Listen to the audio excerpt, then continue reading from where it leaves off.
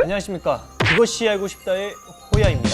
요즘 장교에 대해서 많은 분들이 관심을 가지고 있습니다. 그래서 오늘 이 시간에는 여러분들이 가장 궁금해할 만한 주제인 월급, 그리고 그 월급을 어떻게 하면 잘 모을 수 있을지에 대해서 알려드리도록 하겠습니다. 잠시만 기다려 주십시오.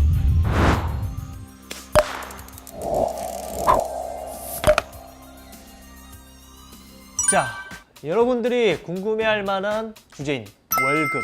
제가 군 복무를 했던 2012년부터 2014년 그때 기준으로 말씀을 먼저 드리도록 하겠습니다. 먼저 장교의 월급은 일단 기본급으로 이루어져 있습니다. 소위 때는 100만 원대, 중위 때는 120만 원대였습니다. 이 금액을 들으면 먹고 살만한 돈인가? 라고 의구심을 가질 분들이 계십니다. 물론 저도 처음에 그랬고요. 근데 공무원도 그렇고 장교도 그렇고 수당이라는 것이 많이 붙습니다. 그런 수당이 붙으면은 최저임금제보다는 물론 더 많이 받으실 수 있으니까 걱정 안 하셔도 됩니다. 그럼 그 수당이란 것이 얼마나 많으냐 하나씩 알려드리도록 하겠습니다. 자, 기본급 외에 추가 근무 수당이라는 것이 있습니다. 물론 추가 근무 수당이라는 것은 전방에 있는 사람이랑 후방에 있는 사람이랑은 격차가 좀 납니다.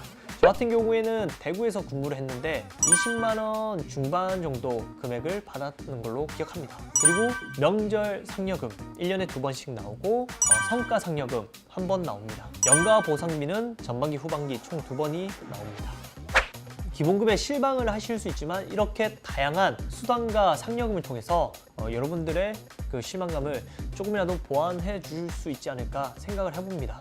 자, 그렇다면 이렇게 다양한 루트를 통해서 돈이 들어오는데 사실 소위 때 대략 제가 받았을 때는 한 140만 원 정도가 돈이 들어왔었는데 워낙 다양한 곳에서 돈들이 들어오니까 돈이 금방 쌓이게 됩니다. 물론 쓸 곳이 없기 때문에 금방 쌓이는 것도 있겠죠. 또 사람이라는 존재가 참 간사하잖아요.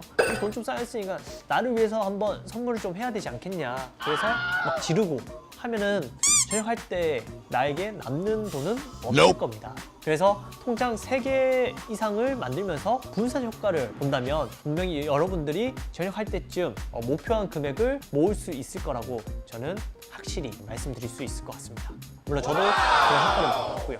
저 같은 경우에는 어떻게 했냐면은 통장을 3개를 만들었습니다. 첫 번째는 용돈 통장, 두 번째는 비자금 통장, 세 번째는 저축 통장으로 해서 총 3개의 통장을 만들어서 운영을 했습니다. 그래서 용돈 통장에는 기본 생활비를 활용했고 비자금 같은 경우에는 혹시나 어떤 일이 발생할지 모르는 유동성을 위해서 확보를 해놓은 통장이었습니다. 그리고 저축 통장은 계속 돈을 무작정 모으는 그런 통장이었죠. 물론 지금 같은 상황에서 그 시절로 돌아간다면 펀드, 주식, 여러 가지 재테크를 활용해서 그 돈을 불리는 활동을 하지 않았을까라는 생각을 해봅니다.